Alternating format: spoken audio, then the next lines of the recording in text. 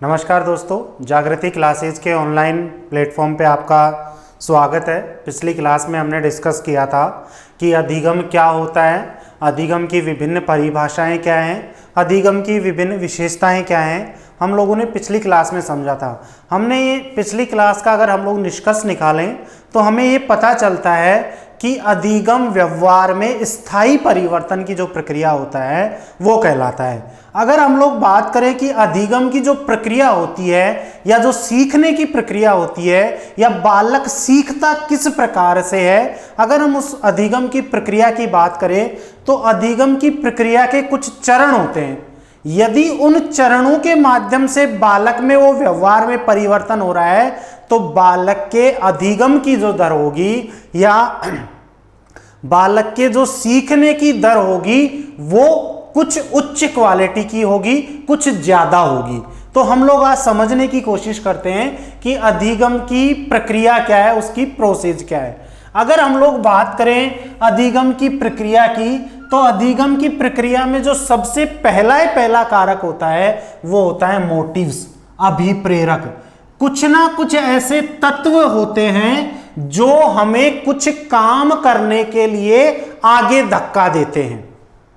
कुछ ना कुछ ऐसे तत्व होते हैं जो हमें काम करने के लिए आगे धक्का देते हैं। जैसे एक व्यक्ति को भूख लग रही है, क्या लग रही है? भूख लग रही है। अब वह व्यक्ति उस भूख को सहन कर रहा है, परंतु जैसे ही वो किसी होटल के पास से गुजरेगा या किसी रेस्टोरेंट के पास से गुजरेगा और उस होटल और रेस्टोरेंट में से कुछ अच्छे अच्छे पकवानों की खुशबू आएगी तो उस व्यक्ति की भूख ज्यादा प्रबल हो जाएगी। तो वो पकवान क्या हो गए जो उसको काम करने की तरफ आगे बढ़ा रहे हैं, वो क्या हो गए? वो हो गए उसके अभिप्रेरक। भूख भी उसका अभिप्रेरक है जो उसे भोजन प्राप्त करने की तरफ अग्रसित कर रही है, जो उसे भोजन प्राप्त करने की तरफ अग्रसित कर रही है। तो ऐसे तत्व जो उसके लक्ष्य को प्राप्त करने के लिए उसे धक्का देते हैं क्या कहलाते हैं? अभिप्रेरक। तो सबसे पहला तत्व कौन सा होता है? अभिप्रेरक। अभिप्रेरक के बाद में क्या होगा? विभिन्न अनुक्रियाएं करेगा, डिफरेंट रेस्पॉन्स, अनुक्रियाएं होंगी। और अनुक्रिया जब हम कुछ काम करते हैं तो काम के बीच में मतलब कुछ ना कुछ अवरोधक जरूर आते, कुछ ना कुछ बीच में जरूर कुछ ना कुछ ऐसी चीजें आएंगी जो काम करने के लिए रोकती होंगी, हमें अड़ंगा डालना कहते हैं जिसको हम, कि बीच में कुछ ना कुछ अड़ंगा आएगा, कुछ ना कुछ अवरोधक आएंगे।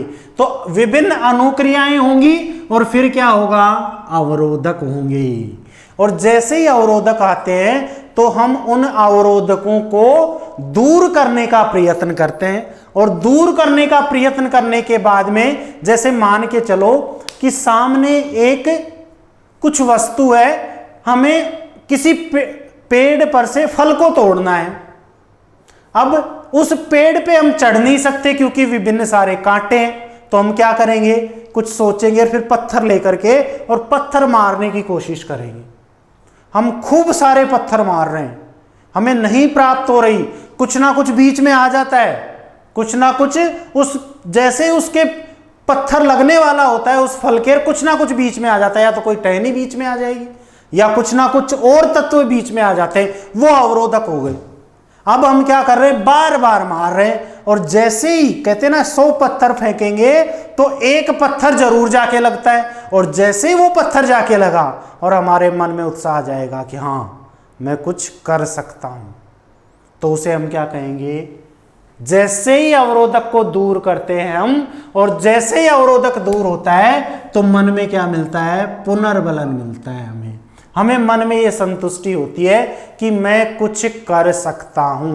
जैसे कई कहानियां हमने पढ़ी होंगी कि वह व्यक्ति लगभग 20 बार फेल हुआ, 20वें प्रयास में उसको सफलता मिली, परंतु ये निश्चित है कि एक दिन सफलता अवश्य मिलती है हमें, एक दिन सफलता अवश्य मिलती हमें। इसलिए हमें घबराना नहीं है कि रीट पास नहीं हुआ तो हमसे कुछ नहीं होगा। बाई चांस, मैं ऐसा दुआ करता हूं कि आप सब लोग पास हो जाओ, परंतु बाई चांस अगर एक दो बच्चे का किसी कारण की वजह से रह जाता है तो वो ये ना सोचे कि उसके लिए रीट ही था, उसके लिए अनेक दरवाजे खुले हैं। तो क्या मिल रहा है उसको? पुनर्बलन मिल रहा है, और पुनर्बलन मिलने के बाद में हम सफल प्रयत्न करते हैं और फिर हमारे लक्ष्य की प्राप्ति करते हैं। ये एक सिस्टम है, ये स्टेप बाय स्टेप आगे बढ़ता है। पहले अभिप्रेरक होंगे, विभिन्न अनुक्रियाएं होंगी, अवरोधक होंगे, पुनर्बलन होगा, सफल प्रयत्न होगा और लक्ष्य की प्राप्ति होगी। क्लियर है? अगर हम लोग बात करें अधिगम के प्रकार की कि अधिगम कितने प्रकार का होता है, तो मुख्य रूप से जो अधिगम होता है वह दो प्रकार का होता है, संवेदी अधिगम और पेशीय अधिगम। संवेदी अधिगम का मतलब होता है जिसको हम संज्ञानात्मक अधिगम भी बोलते हैं, जिसको हम मौखिक अधिगम भी बोलते हैं, जिसको हम अमूर्त अधिगम भी बोलते हैं। होता क्या है? ऐसी अधिगम की प्रक्रिया जो वातावरण से प्रारंभ होकर ज्ञानेंद्रियों के माध्यम से हमारे मस्तिष्क में नए ज्ञान का निर्माण करती है, संवेदी अधिगम कहलाती है। संवेदनाओं के माध्यम से जो ज्ञान हमें मिलता है, संवेदनाओं के माध्यम से जो चीज हम सीखते हैं, उसे हम क्या कहते हैं? उसे हम संवेदी अधिगम कहते हैं। जैसे पढ़ना, पढ़ना क्या है? संवेदी अधिगम है। गाना गाना, संवेदी अधिगम। गाना गाना कौन सी प्रक्रिया है? मौखिक। मौखिक, मुंह से गाना गा रहे हैं ना हम, गाना गाना। गाना हम हाथ पांव से थोड़ी गाते हैं, किससे गाते हैं? मुंह से गाते हैं। तो गाना गाना कैसी प्रक्रिया है? संवेदी प्रक्रिया है। तर्क करना, लॉजिक, कौन सा? संज्ञानात्मक। फूल की सुगंध प्राप्त करना, फूल की सुगंध प्राप्त करना कौन सा है? संवेदी अधिगम। क्लियर है? दूसरा अधिगम होता है हमारा कौन सा? पेशीय अधिगम। देखो, संवेदी अधिगम का मतलब होता है संवेदनाओं के माध्यम से, और पेशीय अधिगम का मतलब होता है संवेदी अधिगम को कर्मेंद्रियों के माध्यम से। कर्मेंद्रिया कौन कौन सी? हमारी काम करने के तत्व। काम किस किस से करते हैं? हाथ से करते हैं, पांव से करते हैं। तो जो कर्मेंद्रियां होती है, कर्मेंद्रियों के माध्यम से अगर हम उस संवेदी अधिगम को दूसरे व्यक्ति तक डिलीवर्ड करते हैं तो वो क्या कहलाएगा? पेशीय अधिगम। जैसे पेड़ काटना, किससे काटते हैं? हाथ पांव से काटते हैं। फूल तोड़ना, फूल तोड़ रहे हैं हम, क्या कहलाता है? ये पेशीय अधिगम कहलाता है। पेशीय अधिगम को मुख्य रूप से हम कर्मेंद्रिय अधिगम कहते हैं, इसको हम यांत्रिक अधिगम भी कहते हैं, और इसको हम मूर्त अधिगम भी कहते हैं। क्लियर है? एक अन्य वर्गीकरण के अनुसार अधिगम तीन प्रकार का होता है, ज्ञानात्मक, भावात्मक व क्रियात्मक। ज्ञानात्मक का मतलब क्या होता है कि बौद्धिक विकास के द्वारा जब हम बौद्धिक क्रियाओं के माध्यम से किसी ज्ञान की प्राप्ति करते हैं तो वह कौन सा अधिगम कहलाएगा? ज्ञानात्मक। जैसे तर्क करना, तर्क करना कैसा है? ज्ञानात्मक अधिगम। संवेदी भावात्मक अधिगम का मतलब कौन सा हो गया? संवेदी वाला, जो भाव, किसी चीज की फीलिंग्स लेके हम कुछ चीज सीखते हैं। जैसे हमने कुछ मिठाई हमारे जीभ के ऊपर रखी, मिठाई जीभ के ऊपर रखी तो हमें कैसा भाव आया? स्वादिष्ट, आहा, हम बोलते हैं ना। जैसे हमें सुख की अनुभूति प्राप्त हुई तो कौन सा अनुभव कहलाएगा? कौन सा अधिगम कहलाएगा? भावात्मक। और तीसरा क्रियात्मक। क्रियात्मक अधिगम का मतलब होता है पेशीय अधिगम। अगर हम लोग इन तीनों अधिगम को दूसरे ऊपर वाले वर्गीकरण में इंक्लूड करते हैं तो ज्ञानात्मक अधिगम व भावात्मक अधिगम किसका उदाहरण हो जाएगा? संवेदी अधिगम का उदाहरण हो जाएगा। और क्रियात्मक अधिगम किसका उदाहरण हो जाएगा? पेशीय अधिगम का उदाहरण हो जाएगा। क्लियर है? तो उम्मीद करता हूं कि आपको अधिगम के जो प्रकार हैं वो भी आपको समझ में आए होंगे।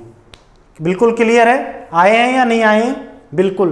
तो हम लोगों ने क्या देखा कि जो हमारे अधिगम की प्रक्रिया होती है उसमें सबसे पहले अभिप्रेरक होते हैं, विभिन्न अनुक्रियाएं होती हैं, अवरोधक होते हैं, पुनर्बलन होता है, सफल प्रयत्न और लक्ष्य की प्राप्ति। ये स्टेप बाय स्टेप याद रखना है।